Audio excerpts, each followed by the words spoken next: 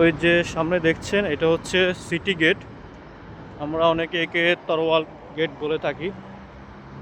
আর পাশে হচ্ছে আল ওয়াতান সেন্টার, যেখানে মোবাইল অ্যাক্সেসরিজ এবং মোবাইলের জন্য বিখ্যাত এই মার্কেটটা।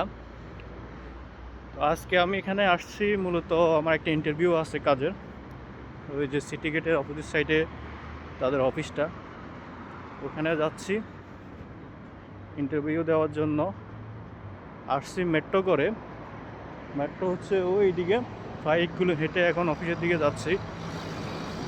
তো দেখা যাক ইনশাল্লাহ কি হয়।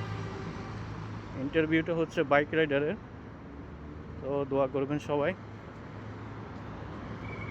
যে অফিসের কাছাকাছি চলে আসছি, যেখানে ইন্টারভিউ দিতে যাচ্ছি। এই এরিয়াটা হচ্ছে দোহার মধ্যে অনেক গুরুত্বপূর্ণ একটা এরিয়া।